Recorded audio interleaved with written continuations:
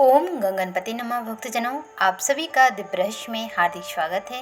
भगवान विष्णु की कृपा सदा आप और आपके परिवार पर बनी रही।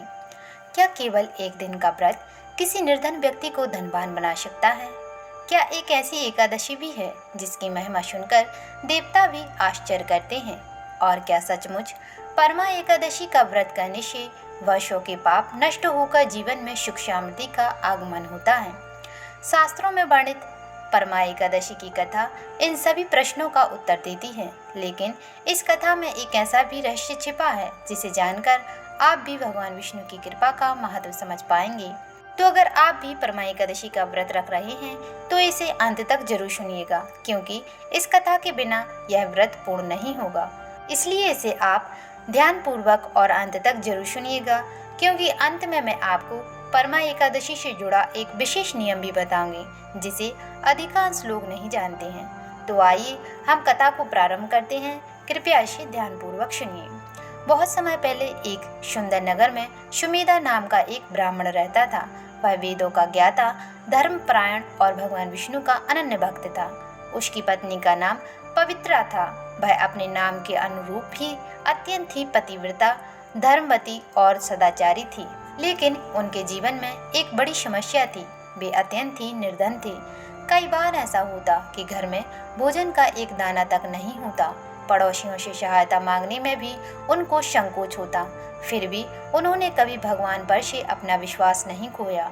दिन बीतते गए, लेकिन उनकी आर्थिक स्थिति और खराब होती गई। एक दिन पवित्रा ने अपने पति से कहा कि स्वामी, मैं आपकी पीड़ा नहीं देख सकती। आप किसी दूसरे नगर में जाकर धन कमाने का प्रयास क्यों नहीं करते? सुमेधा कुछ देर मौन रहे, फिर बोले, देवी, संसार में वही प्राप्त होता है जो पूर्व जन्म के कर्मों से निर्धारित होता है। यदि भाग्य में धन होगा तो यही मिलेगा, और यदि नहीं होगा तो कहीं भी नहीं मिलेगा। पवित्रा ने पति की बात सुनकर सिर झुका लिया, लेकिन उसके हृदय में एक ही प्रार्थना थी, हे भगवान विष्णु, हमारे जीवन के दुख कब समाप्त होंगे? एक दिन दोपहर के समय उनके द्वार पर एक तेजस्वी ऋषि पधारे। उनके मुखमंडल से दिव्य प्रकाश निकल रहा था। सुमेधा और पवित्रा ने तुरंत उनका स्वागत किया। घर में भोजन तो बहुत कम था, लेकिन जो कुछ था उन्होंने श्रद्धा पूर्वक ऋषि को अर्पित कर दिया। ऋषि उनकी सेवा और विनम्रता से अत्यंत ही प्रसन्न हुए। ऋषि ने कहा, वत्स, तुम दोनों के हृदय में सच्ची भक्ति है। बताओ, तुम्हारी क्या इच्छा है? यह सुनकर पवित्रा की आंखों में आंसू आ गए। उसने हाथ जोड़कर कहा, गुरुदेव, हम धर्म का पालन करते हैं, भगवान की पूजा करते हैं, लेकिन हमारे जीवन में केवल गरीबी और कष्ट हैं। कृपया ऐसा उपाय बताइए जिससे हमारे दुख दूर हो सके। ऋषि पहले तो मुस्कुराए, फिर बोले, तुम्हारे कष्ट समाप्त होने का समय आ गया है। मैं तुम्हें एक अत्यंत ही दुर्लभ व्रत का रहस्य बताता हूँ। अधिक मास के कृष्ण पक्ष में आने वाली परमा एकादशी सभी एकादशियों में से विशेष मानी गई है। जो व्यक्ति श्रद्धा और नियम पूर्वक इस व्रत को करता है, उसे धन, वैभव, यश और अंत में मोक्ष की प्राप्ति होती है। फिर ऋषि ने एक श्लोक सुनाया, नमो नमस्ते गोविंद, नमो नमस्ते माधव, नमो नमस्ते विष्णुवे, त्वं पाहि मां भवसागरत।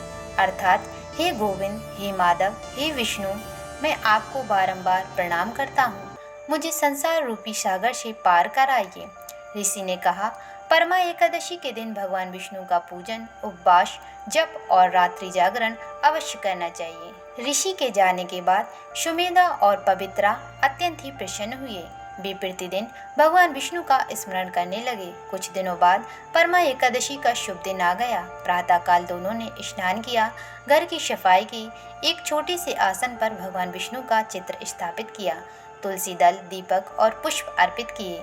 फिर संकल्प लिया, हे भगवान विष्णु, हम आपकी कृपा प्राप्त करने के लिए परमा एकादशी का व्रत कर रहे हैं। पूरे दिन दोनों ने अन्न ग्रहण नहीं किया। वे केवल भगवान का नाम जाप करते रहे। गरीबी थी, लेकिन भक्ति में कोई कमी नहीं थी। रात्रि होने पर उन्होंने दीपक जलाया, फिर विष्णु सहस्त्र नाम का पाठ किया, भजन गाए और पूरी रात भगवान का स्मरण करते रहे। शास्त्रों में कहा गया है कि एकादशी व्रतम नाम सर्व पाप प्रणाशनम सर्व काम प्रदम पुण्यम विष्णु प्रीतिकरम परम। अर्थात एकादशी का व्रत सभी पापों का नाश करने वाला, सभी इच्छाओं को पूर्ण करने वाला और भगवान विष्णु को प्रिय है। जब उनकी भक्ति अपनी चरम सीमा पर पहुंची तब भगवान विष्णु उनकी श्रद्धा से प्रसन्न हुए। कुछ समय बाद नगर के राजा को एक योग्य ब्राह्मण की आवश्यकता हुई। राजा के मंत्रियों ने सुमेधा के ज्ञान और सदाचार की प्रशंसा की। राजा ने उन्हें सम्मान पूर्वक बुलाया। उनकी विद्वानता से प्रभावित होकर राजा ने उन्हें भूमि, धन और रहने के लिए सुंदर घर प्रदान किया। धीरे धीरे उनके जीवन से निर्धनता समाप्त हो गई। जहाँ कभी भूख और अभाव था वहाँ अब सुख और समृद्धि का वास हो गया। लेकिन सबसे बड़ी बात यह थी कि धन प्राप्त होने के बाद भी उन्होंने भगवान विष्णु की भक्ति नहीं छोड़ी। तो भक्तजनों, यह कथा हमें सिखाती है कि भगवान केवल धन और वस्तुएं नहीं देखते, वे भक्त का भाव देखते हैं। सुमेधा और पवित्रा के पास धन नहीं था, लेकिन उनके पास श्रद्धा थी, विश्वास था और भक्ति थी। और यही कारण था कि भगवान विष्णु उनकी पुकार सुनकर प्रसन्न हुए। आज भी जो व्यक्ति श्रद्धा से परमा एकादशी का व्रत करता है, भगवान उनकी मनोकामनाएं पूर्ण करते हैं और उनके जीवन में सकारात्मक परिवर्तन आने लगते हैं। परमा एकादशी केवल एक व्रत नहीं है, यह विश्वास, धैर्य और भक्ति की परीक्षा है। यदि आप भी इस परमा एकादशी पर भगवान विष्णु की कृपा प्राप्त करना चाहते हैं तो सच्चे मन से उनका स्मरण करें और ओम नमो भगवते वासुदेवाय मंत्र का जाप करें। लेकिन रुकिए, शास्त्रों में परमा एकादशी के बारे में एक और रहस्य बताया गया है।